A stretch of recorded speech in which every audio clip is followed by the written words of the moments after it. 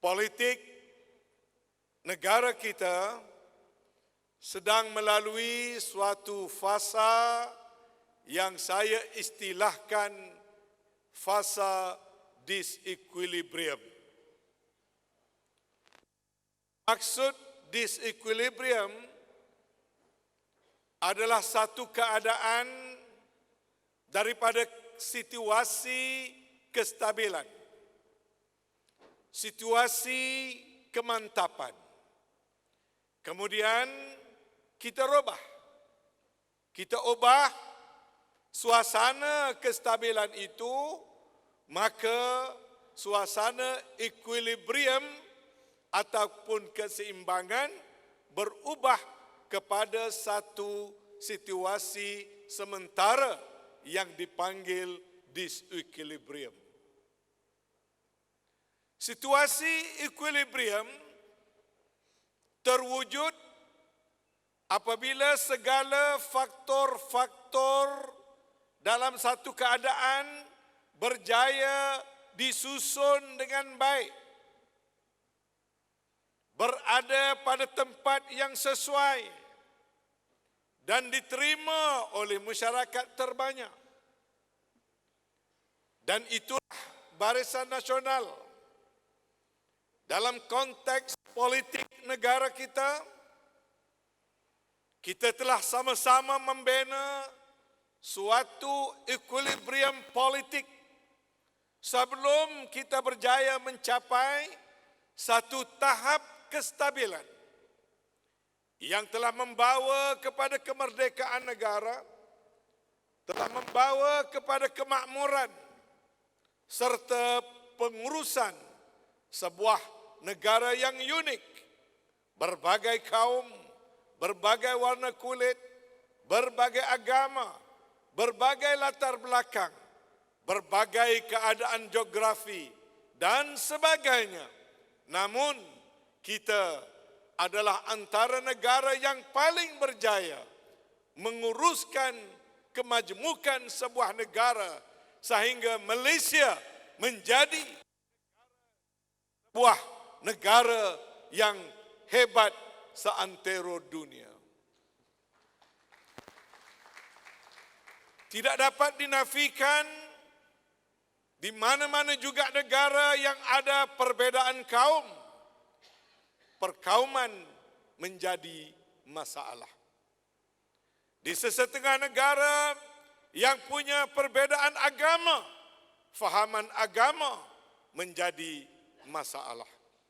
Di sesetengah negara yang mempunyai permasalahan ekonomi antara rakyat, jurang ekonomi antara miskin dan kaya, soal kemiskinan dan kekayaan juga telah menjadikan faktor ketidakstabilan dan membawa masalah kepada negara tersebut. Namun, formula perikatan yang kemudiannya bertukar menjadi Barisan Nasional telah boleh ditulis dalam sejarah negara yang ianya telah berjaya mewujudkan suatu equilibrium politik yang telah memberikan kemakmuran, kesenangan, kestabilan kepada negara kita. Ini adalah suatu nikmat, suatu rahmat yang amat besar yang telah kita semua jaga sekian lama. Walaupun negara kita ada berbagai-bagai parti politik besar dan kecil. Walaupun dalam negara kita ada pilihan raya yang cukup kerap, sama ada pilihan raya parlimen atau pilihan raya negeri. Namun kestabilan yang wujud daripada equilibrium politik tadi benar-benar menjadi satu hadiah yang besar kepada negara bangsa kita, negara Malaysia. Sudah menjadi suatu kelaziman apabila sesuatu equilibrium itu terwujud, akan ada anasir-anasir yang mungkin mencoba-coba atau kita sendiri yang ingin mencoba-coba perkara baru. Sebab equilibrium itu biasanya terdapat unsur-unsur statik, unsur-unsur status quo, unsur-unsur pro-establishment. Lama-kelamaan, rakyat mula mengimbau kepada perkara-perkara baru, angan-angan baru, cita-cita baru, deal yang baru, mendorong kita atau sebahagian daripada kita untuk melupakan ataupun tidak menghargai equilibrium yang biasanya memakan masa untuk kita membentuknya. Maka pilihan raya umum yang ke-14, kita melihat disequilibrium politik berlaku. Apabila perpecahan demi perpecahan berlaku dalam berbagai-bagai parti politik, tidak terkecuali hanya kepada UMNO, hatta kepada PAS dan parti-parti yang lain, parti-parti orang Melayu, orang Cina, Kadazan, Dusun, Dayak, kesemuanya mencoba-coba perkara baru, walaupun mereka tidak menyangka akhirnya yang dikejar-kejar tak dapat, yang dikendung mula jatuh berciciran. Apa yang terjadi? Buat pertama kalinya negara kita berlaku satu perubahan yang besar. Bukan saja soal siapa yang memerintah, tetapi pihak yang memerintah cuba merobek dan merubah equilibrium yang ada dengan membawa unsur-unsur yang mula meresahkan rakyat, dengan janji-janji yang tidak dapat ditunaikan, dengan perkara-perkara yang di luar tabi'i politik dan kelaziman, termasuk percubaan melaksanakan ISAT, Statut Rom, serta beberapa perkara di luar norma kehidupan rakyat. Kita lihat amalan-amalan yang songsang seperti budaya LGBT, toleran kaum, serta paksi-paksi utama dalam soal membina negara bangsa seperti mana yang termaktub dalam perlembagaan cuba diubah suai sampai ke peringkat percubaan kalau boleh buku teks pun nak diubah. Maka disequilibrium itu mula menjadi ganas dan tidak terkawal. Disequilibrium itu boleh membawa negara kepada situasi ketidakstabilan. Bukan saja ketidakstabilan kepada politik nasional, malah politik yang memerintah itu sendiri, yakni Pakatan Harapan, berlaku pergolakan secara intrapati, bukan saja interparti. Pergolakan intrapati dalam Pakatan Harapan akhirnya telah membawa perpecahan daripada kalangan mereka. Sementara di satu sudut yang lain, kita Barisan Nasional yang disintegrate di peringkat awal disequilibrium. Barisan Nasional yang terdiri daripada belasan parti mula ditinggalkan oleh rakan-rakan politik. Parti-parti Barisan Nasional di Sarawak atas nama mahu mengekalkan identiti parti bersifat regional ataupun wilayah Sarawak memilih untuk bersendirian di Sarawak dan meninggalkan Barisan Nasional. Beberapa parti-parti Iban Kadazan di Sabah seperti PBS dan juga Parti Star misalnya juga memilih untuk meninggalkan Barisan Nasional. Di Semenanjung, Parti Gerakan juga memilih untuk meninggalkan Barisan Nasional. Maka tinggallah UMNO, MCA, MIC, BRS dan Friends of Barisan Nasional seperti IPF kekal untuk bersama-sama mencari equilibrium yang baru. Sebab itu, dalam perjuangan parti politik, dia bukan larian ataupun pecutan 100 meter. Perjuangan parti politik adalah satu larian jarak jauh maraton. Sebab itu penting dalam politik soal istiqamah. Kalau dalam politik kita cepat melompat kerana cabaran sementara, mencari tempat yang lebih selamat dalam satu-satu keadaan tanpa memikirkan apakah roh dan semangat perjuangan yang sebenarnya ingin kita pertahankan.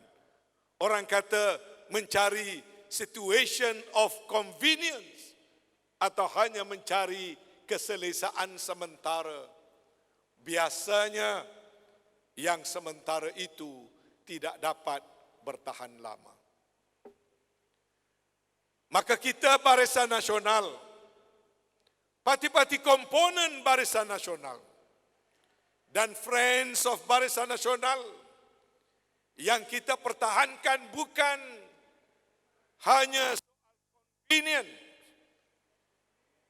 kerana kita tidak wujud berasaskan marriage of convenience.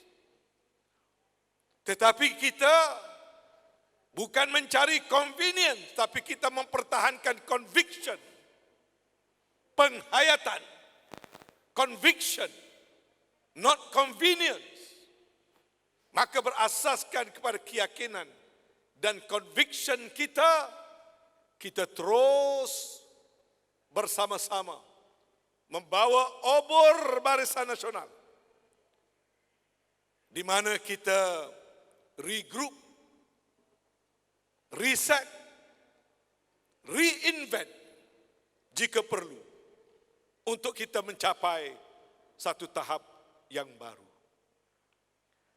Maka harus kita faham pada masa ini kita belum sampai kepada end game, the end game. Kita harus banyak kesabaran. Kita berada dalam proses readjustment sebelum kita dapat reinvent dan sebelum kita dapat mewujudkan suatu equilibrium politik atau kestabilan politik yang baru. Saat ini adalah saat yang mencabar. Dalam UMNO misalnya, di peringkat awal UMNO kena menerima realiti, membina semula kekuatan dalam equilibrium baru. Adalah UMNO dan PAS perlu membentuk kerjasama, walaupun sebelum ini hampir 7 dekad lamanya kita bertarung satu sama lain. Realiti baru ke arah equilibrium politik yang baru. Banyak perbezaan pendapat dalam UMNO tentang wajar tak wajar kita bekerja sama dengan PAS. Tetapi dalam mencari equilibrium yang baru, kita mesti bersedia menerima situasi yang baru. Pragmatism untuk mencapai the new equilibrium. Setelah UMNO dan PAS bergabung atas nama Muafakat Nasional, disokong dan didukung oleh Barisan Nasional dan Friends of Barisan Nasional dalam beberapa siri pilihan raya umum, pilihan raya kecil, kita mula menapak dan mencapai kemenangan dan kejayaan dalam menentang kerajaan Pakatan Harapan. Tetapi harus kita peringatkan diri kita. Memenangi pilihan raya kecil bukan bermakna kita telah capai satu equilibrium baru yang menjamin kemenangan dalam pilihan raya umum. Sebelum PRU 14, kita menang pilihan raya kecil Sungai Besar. Kita menang pilihan raya kecil Kuala Kangsar. Tetapi beberapa bulan selepas itu, bukan saja kita tidak menang di Sungai Besar, malah kita kalah di peringkat nasional. Maka pada hemat saya, jangan sekali-kali kemenangan-kemenangan kita dalam pilihan raya kecil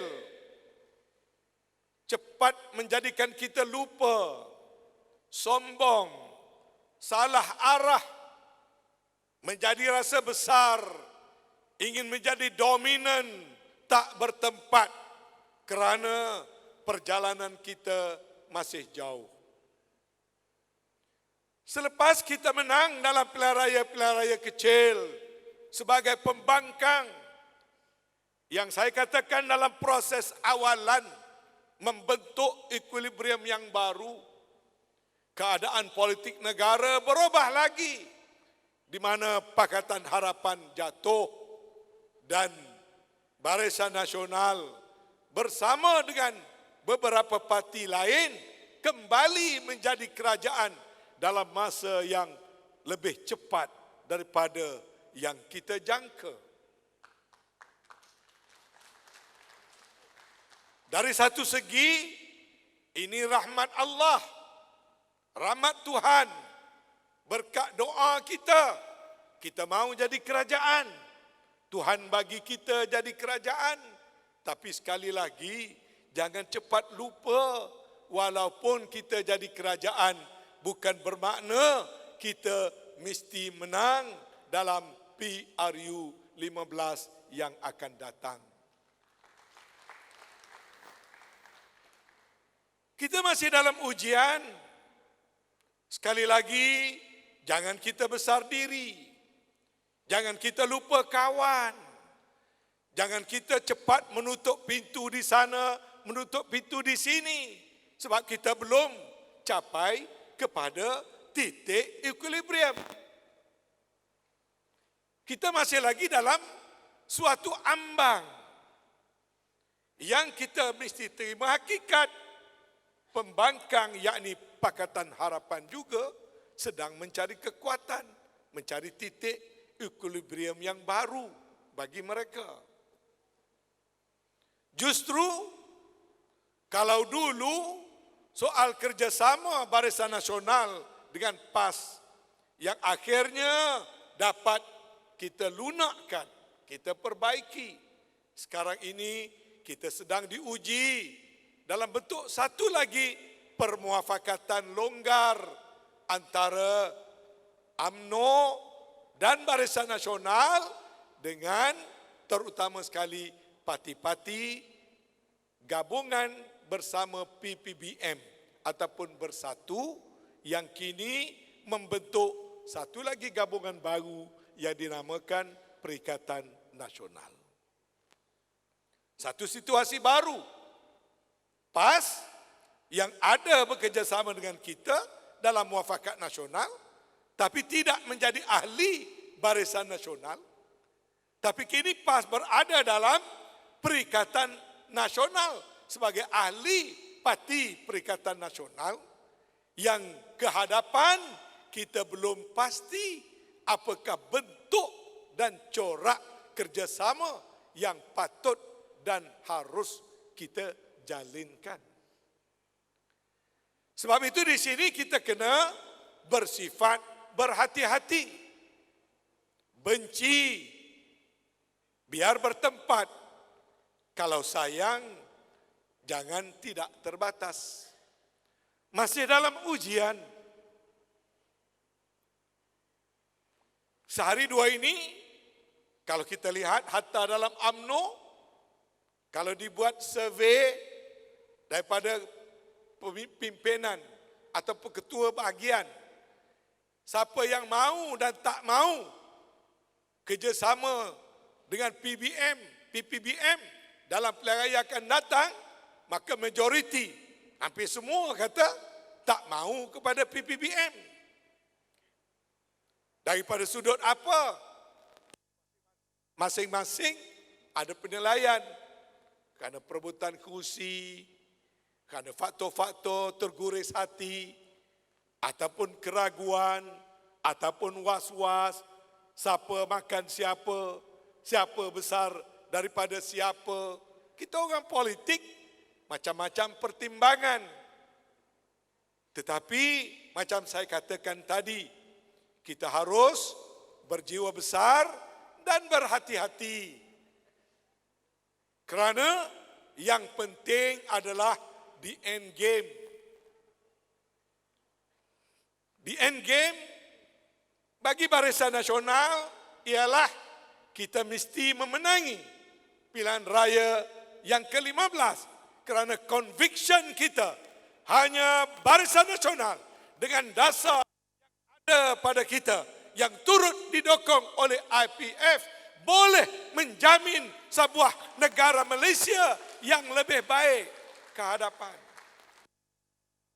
Ini saya katakan, walaupun ada BN, ada Perikatan Nasional PN, dasar PN itu setakat yang dapat saya perhatikan adalah sangat mirip, sangat sama dengan dasar Barisan Nasional.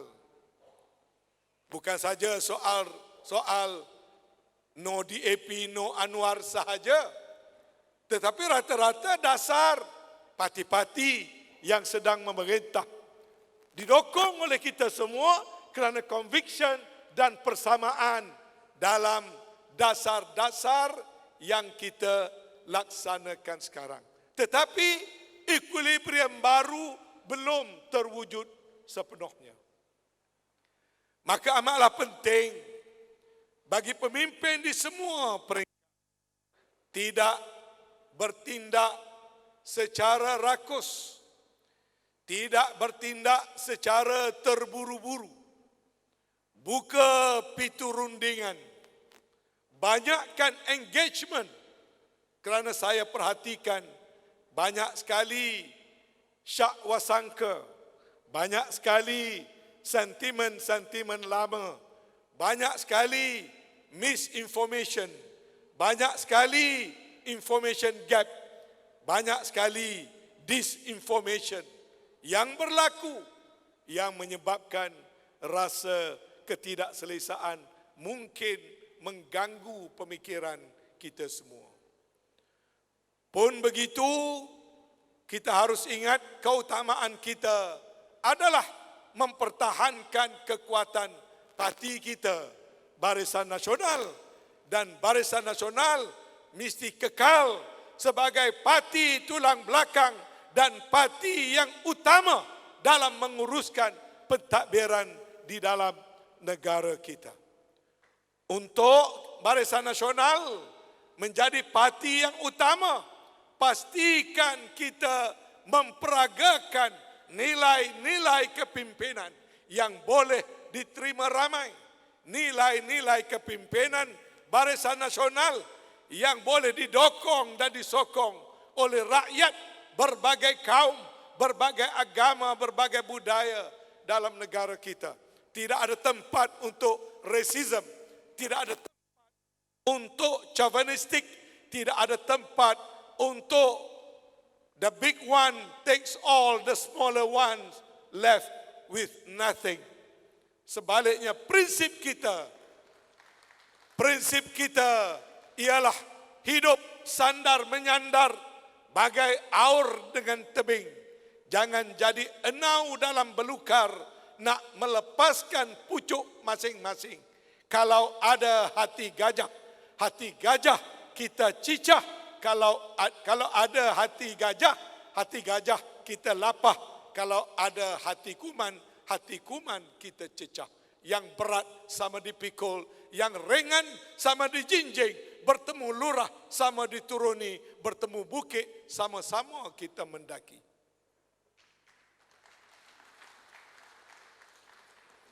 Maka saya berharap Perhimpunan Agung Parti hendaklah melaksanakan suatu exercise enrichment, memperkayakan semula roh dan semangat perjuangan, memperkokohkan conviction kita selain daripada isu-isu yang kita perjuangkan seperti mana yang diserahkan kepada saya juga penting. Soal kerusi misalnya penting, bukan tak penting. Kita parti politik dan saya dibisikkan pengurus CBN ada berjanji nak berikan kerusi untuk IPF bertanding. Bolehlah saya sahkan dalam berunding-runding kerusi baru-baru ini. Bila saya laporkan pada Datuk Seri Zahid, Datuk Zahid peringatkan kita akan ada kerusi-kerusi yang kita kena bagi kepada Friends of Barisan Nasional. Kerana itu juga penting.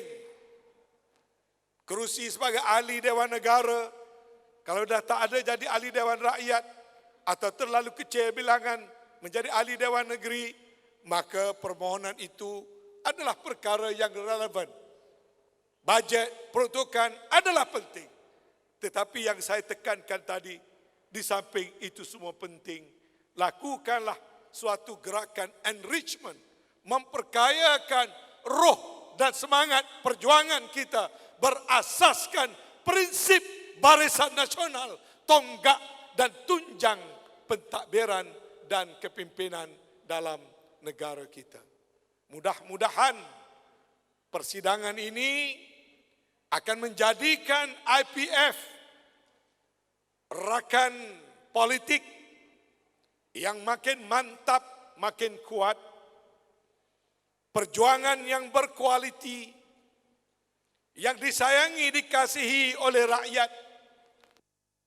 Kita biarkan kita menjadi parti yang dibenci oleh rakyat kerana salah kita. Kerana bila kita berkuasa, kadang-kadang kita lupa.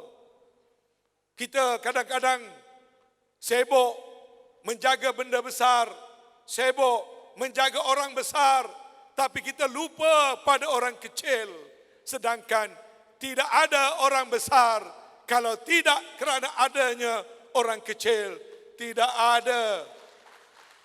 ada sang berkuasa kalau tidak ada di bawahnya orang yang lemah yang menerima kepimpinan orang berkuasa.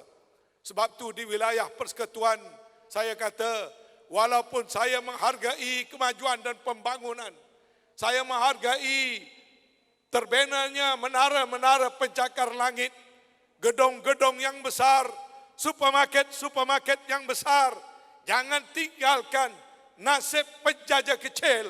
Kalau mereka payah berniaga, jadikan wilayah persekutuan wilayah bebas berniaga agar orang kecil juga mendapat tempat dan pembelaan dalam nak mencari rezeki dan nak mencari makan.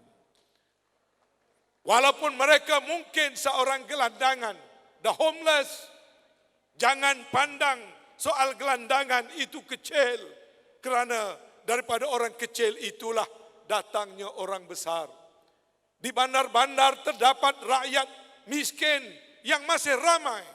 The urban poverty dalam laporan oleh UNESCO yang menyatakan kemiskinan dalam bandar itu kadangkala lebih perit daripada kemiskinan di kampung.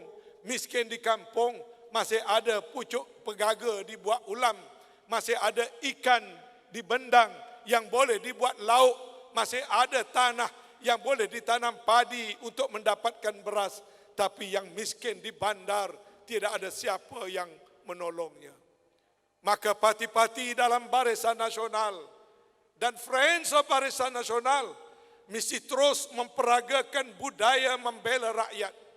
Jangan terlalai bila kembali berkuasa, kita lupa kepada orang kecil kerana Barisan Nasional dan parti-parti dalam Barisan Nasional adalah parti-parti yang datang daripada rakyat. We are a political party for the people, by the people, and must be always for the people. From the people, by the people, for the people.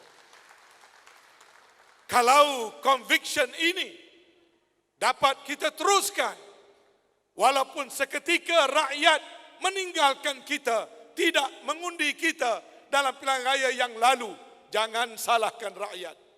Berbesar hatilah yang kita ada kesilapan. Beranilah menerima yang kita ada kesilapan. To err is human, to forgive divine. Kita manusia biasa, tentu ada salah dan silap. Tapi Barisan Nasional dan Friends of Barisan Nasional yang baru dalam mencari dan membentuk equilibrium politik yang baru mesti kembali kepada basic, yaitu kita mesti sentiasa memperjuangkan agenda rakyat dalam negara kita. Itulah harapan saya, harapan pengurusi Barisan Nasional, harapan kita semua agar IPF walaupun belum menjadi ahli tetap, tetapi dalam banyak perkara tidak ada yang memisahkan kita antara ahli tetap dengan Friends of Barisan Nasional, kerana conviction kita, pegangan kita, keyakinan kita, kepercayaan kita, kesetia kawanan kita adalah sentiasa sama ada kita ahli ataupun tidak ahli. Maka mudah-mudahan persidangan Perhimpunan Agung ini berjalan dengan baik.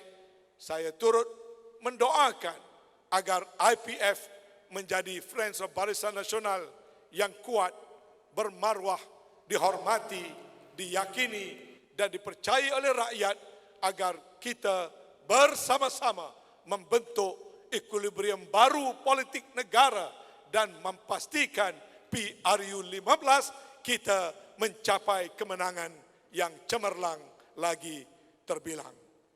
Dengan kata-kata itu, saya dengan rasa hormat dan sukacitanya meresmikan Perhimpunan Agung IPF yang ke-28 tahun 2020. Mudah-mudahan IPF berjaya mencapai cita-cita perjuangannya. Terima kasih. Waalaikumsalam.